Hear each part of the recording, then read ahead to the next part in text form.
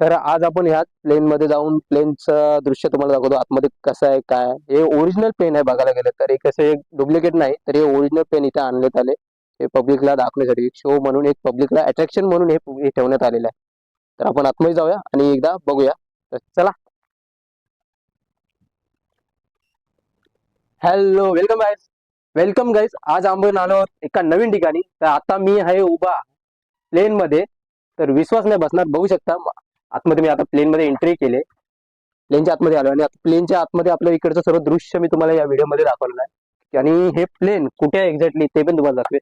मी आता बिझनेस कॉच मध्ये आहे. बिझनेस कॉच आहे, बघू शकता. हे बिझनेस कॉच आहे.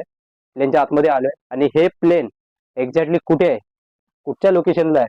तर हे लोकेशन आहे खोपोली, जे पुणा एक्सप्रेस रोड आहे त्या रोडवरतीच आहे. ते स्वप्न असतं एकदा तरी लाईफ मध्ये प्लेन मध्ये बसायचं.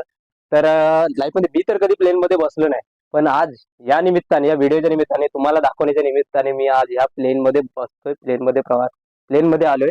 आणि हे प्लेन आहे विनेगाव मध्ये, जे खोपोली रोड वरती, म्हणजे Poona road, Poona express road आहे त्या रोड वरतीच हे विनेगाव आहे. त्या विनेगावच्या इथे ते ठेवण्यात आलेले हे प्लेन आहे. जे प्लेन सर्व मूवीसाठी वगैरे, शूटिंगसाठी वगैरे यूज केलं जातं. आतापर्यंत एम एस धोनी मूवी बघितली असेल,